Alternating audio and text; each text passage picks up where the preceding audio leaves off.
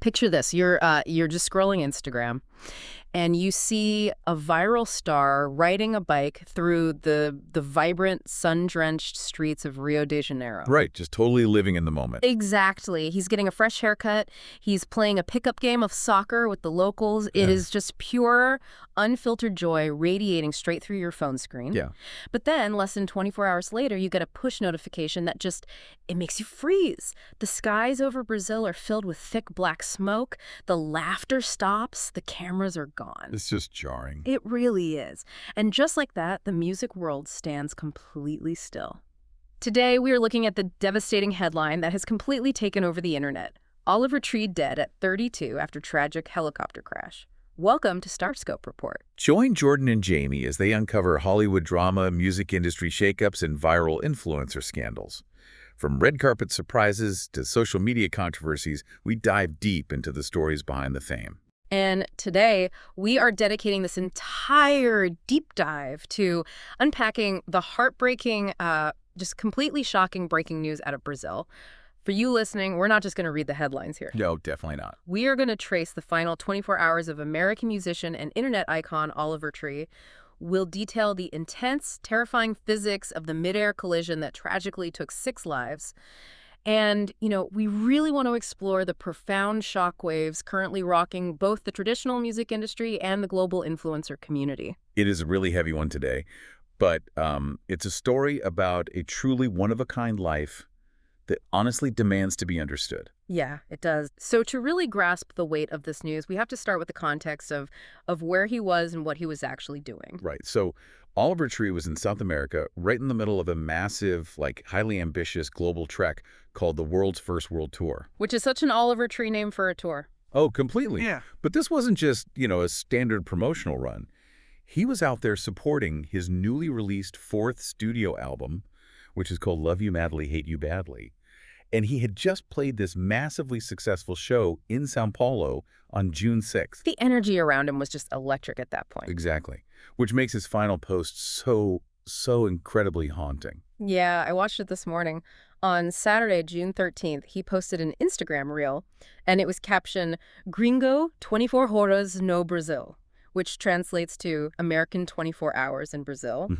And he spent that entire day with a local Brazilian influencer named Break. If you watch this video, which, by the way, has already amassed nearly 25 million views, it is just pure life. Yeah, they're cooking together. They're exploring the city. Right, they're laughing. His hit song, Worth Nothing, is playing in the background. It feels like this ultimate digital time capsule, It really does. Yeah. And the psychology behind why that specific video makes this tragedy feel so jarring it's actually really fascinating. We are essentially experiencing a massive wave of parasocial grief in real time. Wait, I need to stop you there for a second. Because people throw around the term parasocial all the time now. Yeah, they do. But what is actually happening in our brains when we mourn someone we've literally only ever seen on a screen? Well, it comes down to how our brains process digital exposure. Evolutionarily speaking, we're wired to build emotional attachments to the faces we see frequently. Okay. So when an algorithm consistently feeds you someone's joy, their quirks, their daily routines, your brain categorizes them as a familiar entity, almost like a neighbor. Oh, wow. So your brain literally doesn't know the difference? Right. So when that timeline abruptly stops, especially right after a vibrant display of life like that Rio video, the absence doesn't feel abstract. It feels like a localized trauma. The algorithm practically hardwires us for this kind of intense shared mourning. That makes total sense. We felt like we were right there with him in Rio. But the reality on the ground shifted unimaginably fast. It did. On the morning of Sunday, June 14th, 2026, 2 helicopters collided midair in the Recreio dos Bandeirantes area, which is in southwest Rio de Janeiro. And tragically, there were no survivors. All 6 people aboard the 2 aircraft were killed. Just devastating. Yeah. Oliver Tree was in a helicopter piloted by Alexandre Souza, and traveling with him were music producer Lucas Brito Chavez, film director Lucas Vignale, and a 23-year-old Argentine YouTube star named Gaspar Prim, who was widely known online as Gaspi. And what about the other helicopter? The second helicopter involved in the collision carried only its pilot, Charles Marciac, who was a highly experienced and respected professional in the area. Let's talk about the crash site itself, because the details coming out from the local civil police and the firefighters are, I mean, they're apocalyptic. Yeah, the footage is really tough to look at. The wreckage was spread over hundreds of meters, and the aircraft plummeted directly into an electric vehicle yard. The impact set at least 20 cars completely ablaze, and I read that this specific location is making the investigation a total nightmare. Oh, absolutely. Why is an electric vehicle lot so much worse than, say, a standard parking lot? Well, it all comes down to the mechanics of lithium-ion batteries. When an electric vehicle catches fire, particularly from a massive kinetic impact like a helicopter crash, the batteries undergo something called thermal runaway. Thermal runaway. Yeah, it's this chain reaction where the battery cells rapidly overheat and they actually generate their own oxygen as they burn. Wait, really? So you can't just spray water on it to put it out? Exactly the opposite, actually. Pouring standard water on it often doesn't work because the fire sustains itself chemically. These fires burn at thousands of degrees, much, much hotter than a typical gasoline fire. That is insane. Yeah, fire officials, including Lieutenant Colonel Fabio Contreras down there, noted that the extreme heat heavily compromised the physical evidence. The authorities couldn't just walk into the wreckage. They had to battle this incredibly stubborn, toxic inferno first. So how do they even investigate something like that? Because the physical debris is so severely damaged, investigators are going to have to rely heavily on flight data recorders, assuming they survived the heat, and any scattered video footage from surrounding buildings just to sequence how the collision actually happened. That is terrifying, though as horrific as it is, investigators noted it could have been even worse, right? Yes, definitely. The helicopters fell into an industrial commercial lot, but the surrounding areas are densely populated residential neighborhoods. Oh, man. Yeah, had the momentum carried those aircraft just a few hundred yards further into a housing block, the casualty count on the ground would have been completely catastrophic. It is just so much to process. But who actually was Oliver Tree? How did a kid from Santa Cruz build a career unlike anyone else in Hollywood and music? And that's not even the wildest part, but before we get into that, if you're loving these Hollywood twists and deep dives, make sure you're subscribed. We've got even crazier stories ahead. To understand the magnitude of this loss, you really have to look at how he actively subverted the modern music industry. Oliver Tree was not a standard pop star manufactured in a label boardroom. No, definitely not. And he wasn't an overnight TikTok kid who just downloaded a beat maker either. By the time most kids his age were figuring out their college majors around 2010, he was already cutting his teeth. He was performing and working with massive electronic acts like Skrillex and Zed's Dead. He had real traction early on. Yeah, he did. But instead of just riding that early wave, he did something incredibly rare. He hit pause. He realized he needed absolute control over his sound, so he took a hiatus to study music technology at the California Institute of the Arts, graduating to 2016. He actually went to school for it. Right. He literally stepped back into the shadows to master the technical mechanics of production before returning to the spotlight. Wait, I have to stop you there and push back a bit. Because I look at his career, and I see the giant signature bowl cut. I see the oversized JNCO jeans. I see him setting a Guinness World Record in 2020 for riding a 13-foot-tall kick scooter. Yeah, the visuals were loud. Right. So I don't understand how a guy doing jackass-style internet stunts gets nominated for a Brit Award alongside serious artists like Robin Schulz. Was Oliver Tree a musician playing a comedian or a comedian playing a musician? That is the big question, right? Isn't the traditional music industry notoriously gate-kept against quote-unquote joke acts? Did the internet meme persona distract from his actual musical legacy? That tension right there is the defining genius of his career. You're looking at it as a contradiction, but it was actually a highly calculated strategy. Think about the era we live in. We are drowning in information overload. Oh, for sure. How do you get a fast-scrolling generation to stop and listen to an indie pop song? You use absurdity as a tool. The giant scooter, the bowl cut, the fake feuds, that was algorithmic camouflage. Wait, I get it. His internet persona wasn't a distraction at all. It was the packaging. He realized that in the streaming era, if you put gourmet food in a plain, boring box, people just scroll right past it. So he put Michelin star pop music inside a Happy Meal box. That is a perfect metaphor. He commanded your attention through sheer visual spectacle, but he retained that audience, and we're talking over 11 million monthly Spotify listeners and billions of YouTube views, because beneath the meme, there was undeniable, critically acclaimed musical talent. The numbers don't lie. They really don't.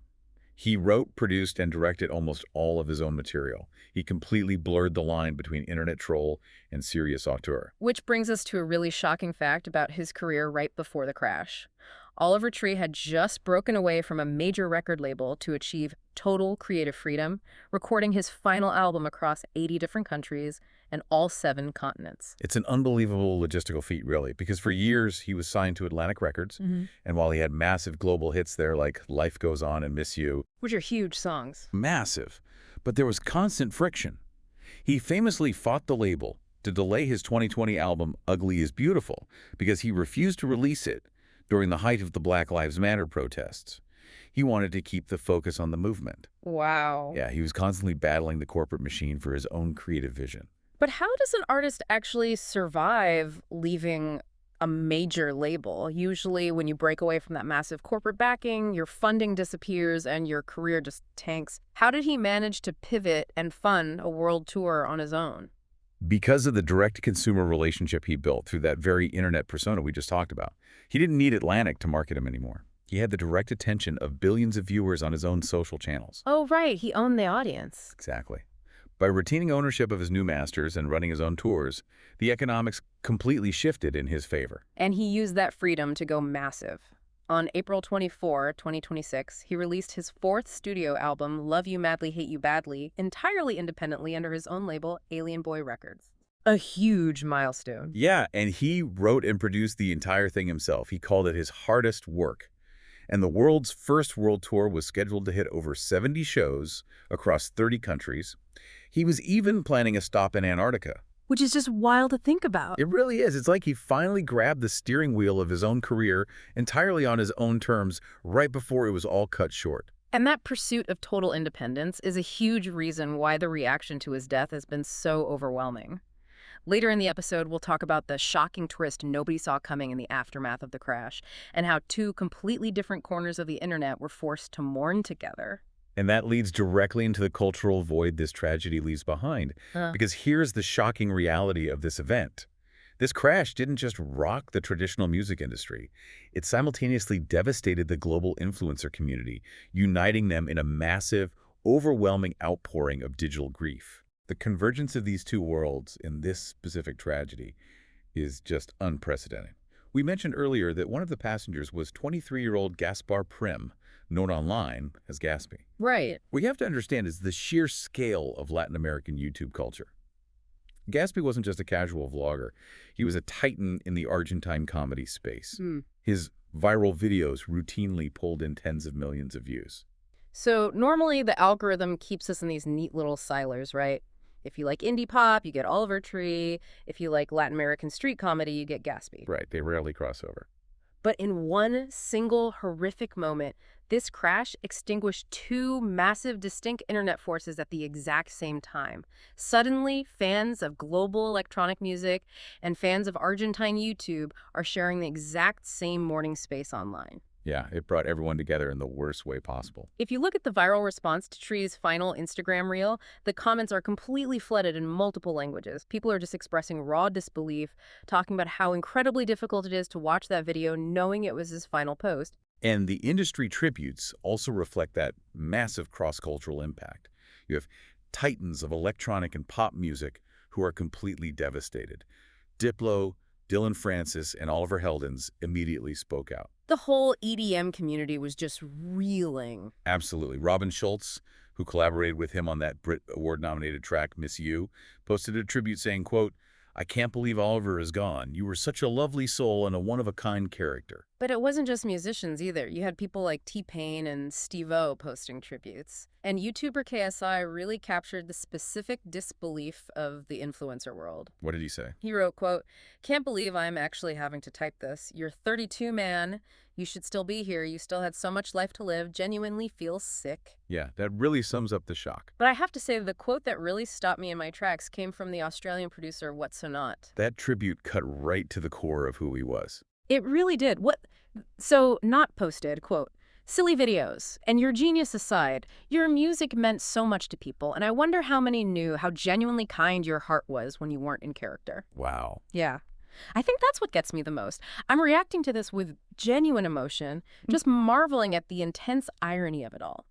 Here's a guy whose entire brand, his whole public existence, was built on top-tier trolling. The loud outfits, the screaming. Exactly. Larger-than-life antics, the goofy clothes, the outrageous stunts.